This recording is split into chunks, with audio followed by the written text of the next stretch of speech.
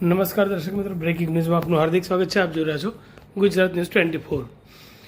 ડભોઈ પંથકમાં વડ સાવિત્રી વ્રતની હર્ષોલ્લાસભર ઉજવણી. ઉમા સોસાયટી ખાતે મહિલાઓએ શ્રદ્ધાપૂર્વક વડનું પૂજન કર્યું.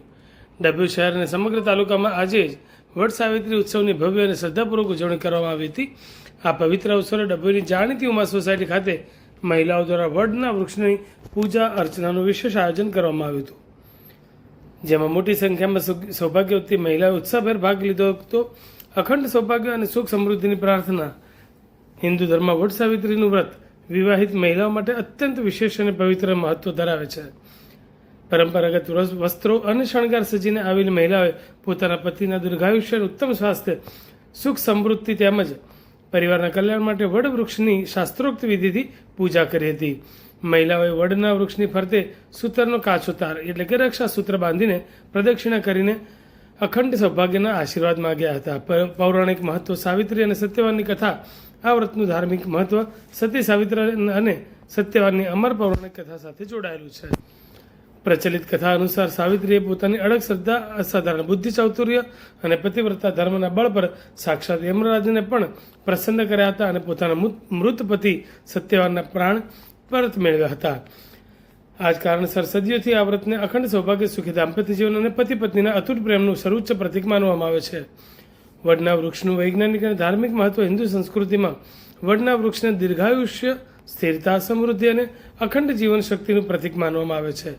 વડનું આયુષ્ય સેંકડો વર્ષનું હોય છે, તેથી મહિલાઓ પોતાના પરિવારની વેલ પણ આ જ રીતે વિસ્તરે અને સુખી રહે તેવી પ્રાર્થના કરે છે.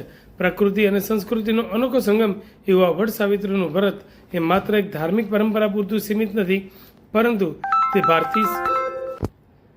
ભારતીય સંસ્કૃતિના ઉચ્ચ પારિવારિક મૂલ્યો, પરિવાર પ્રત્યેની અડગનિષ્ઠા અને પ્રકૃતિ પ્રેમના આદરનો એક ખૂબ જ સુંદર અને મહત્વપૂર્ણ સંદેશ સમાજને પૂરો પાડે છે. સમગ્ર ડભોઈ પંથકમાં આજના દિવસે ભક્તિમય અને મંગલમય જોવા મળ્યો હતો. જય શ્રી કૃષ્ણ. આજ સુદ જેઠ વદ પૂનમના દિવસે ડભોઈની અંદર ઠેર ઠેર વડની પૂજા કરવામાં આવે છે અને વડ સાવિત્રીના વ્રતના દિવસે દરેક સુહાગન સ્ત્રીઓ પોતાના પતિના દીર્ઘ આયુષ્ય માટે આ વ્રત કરે છે. એની અંદર સવારે જલ્દી ઉઠીને મંદિર આગળ જ્યાં વડ હોય ત્યાં બ્રાહ્મણો આવે છે અને વિધિ વિધાનસર પૂજા કરે છે, પ્રદક્ષિણા કરે છે અને દરેક સ્ત્રીઓની માનતા વડ સાવિત્રી માતા પૂર્ણ કરે છે. સાવિત્રીનું વ્રત છે આ પૂનમના દિવસે થાય છે અને ઠેર ઠેર વડ સાવિત્રીનું વ્રત થાય છે, વડની પૂજા થાય છે અને આ વ્રત આપણા પતિ માટે કરવામાં આવે છે. વ્રત સાવિત્રીનું વ્રત આઈને શું કર્યું તમે? અમે આઈને અહીંયા ઘરી પૂજા કરી, પછી વડની પૂજા કરીશું. બ્રાહ્મણે અમને વડની પૂજા કરાવી, પછી વડને પેલા દોરા બાંધીશું, ફેરા ફરશું.